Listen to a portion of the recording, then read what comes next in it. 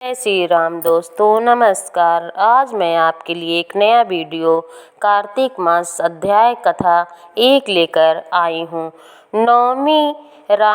नौमी शारण्य तीर्थ में श्री सूत जी ने 88,000 सनकादिक ऋषियों से कहा, अब मैं आपको कार्तिक मास की कथा विस्तार पूर्वक सुनाता हूँ, जिसका श्रवण करने से मनुष्य के सभी पाप नष्ट हो जाते हैं और अंत समय में वैकुंठ धाम की प्राप्ति होती है। सूत जी ने कहा, श्री कृष्ण जी से अनुमति लेकर देवर्षि नारद के चले जाने के पश्चात सत्यभामा प्रसन्न होकर भगवान श्री कृष्ण से बोली, प्रभु मैं धन्य हुई, मेरा जन्म सफल हुआ। मुझ जैसी त्रिलोक के सुंदरी के जन्मदाता भी धन्य है, जो आपकी 16,000 स्त्रियों के बीच में आपकी परम प्यारी पत्नी बनी। मैंने आपके साथ नारद जी को यह कल्प वृक्ष आदि पुरुष विधि पूर्वक दान में दिया, परंतु वही कल्प वृक्ष मेरे घर लहराया करता है। यह बात मैं त्रिलोक में किसी स्त्री को ज्ञात नहीं। हे त्रिलोकीनाथ, मैं आपसे कुछ पूछने की इच्छुक हूँ। आप मुझे कृपया कार्तिक महात्म्य की कथा विस्तार पूर्वक सुनाइए, जिसको सुनकर मेरा हित हो और जिसके करने से कल्प प्रयत्न भी आप मुझसे विमुख ना हो। सूत जी आगे बोले, सत्यभामा के ऐसे वचन सुनकर श्री कृष्ण ने हंसते हुए सत्यभामा का हाथ पकड़ा और अपने सेवक को वहीं रुकने के लिए कहकर विलास युक्त अपनी पत्नी को कल्प वृक्ष के नीचे ले गए। फिर हंसकर बोले, हे प्रिय, 16,000 रानियों में से तुम मुझे प्राणों के समान प्यारी हो। तुम्हारे लिए मैंने इंद्र एवं देवताओं से विरोध किया था। हे कांते, जो बात तुमने मुझसे पूछी है उसे सुनो। एक दिन मैंने तुम्हारी इच्छा पूर्ति के लिए गरुड़ पर सवार होकर इंद्रलोक जाकर कल्प वृक्ष मांगा। इंद्र द्वारा मना किए जाने पर इंद्र एवं गरुड़ में घोर संग्राम हुआ और गौलोक में भी गरुड़ जी गौओं से युद्ध किया। गरुड़ की 5 चोंच की चोट से उनके कान एवं पूंछ कटकर गिरने लगे, जिससे 3 वस्तुएं उत्पन्न हुई। कान से तंबाकू, पूंछ से गोभी, रक्त से मेहंदी बनी। इन तीनों का प्रयोग करने वालों को मोक्ष नहीं मिलता।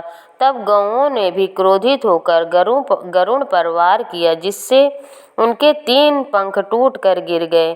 इनके पहले पंख से नीलकंठ, दूसरे से मोर और दूसरे से चकवा चकवी उत्पन्न हुए। हे प्रिय, इन तीनों का दर्शन करने से ही मात्र से ही शुभ फल प्राप्त हो जाता। यह सुनकर सत्यभामा ने कहा, हे प्रभु, कृपया मुझे मेरे पूर्व जन्मों के विषय में बताइए कि मैंने पूर्व जन्म में कौन कौन से दान, व्रत व जप नहीं किए हैं। मेरा स्वभाव कैसा था, मेरे जन्मदाता कौन थे और मुझे मृत्युलोक में जन्म क्यों लेना पड़ा।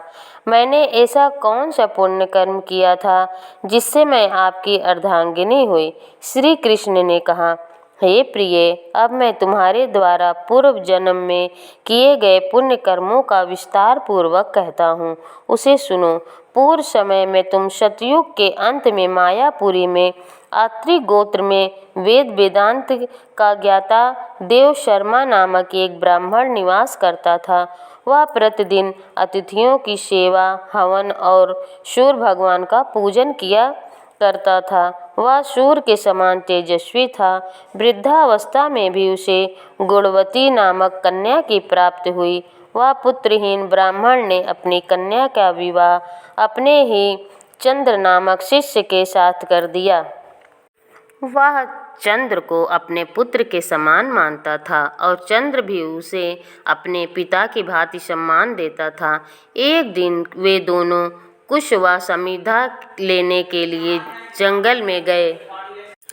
जब वे हिमालय की तलहटी में भ्रमण कर रहे थे, तब उन्हें एक राक्षस आता हुआ दिखाई दिया।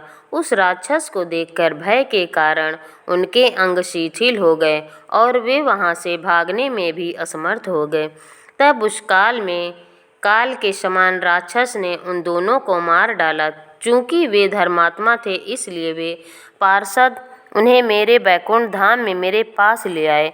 उन दोनों द्वारा आजीवन सूर्य भगवान की पूजा किए जाने के कारण मैं दोनों पर अति प्रसन्न हुआ। गणेश जी, शिव जी, सूर्य व देवी, इन सब की पूजा करने वाले मनुष्य को स्वर्ग की प्राप्ति होती है।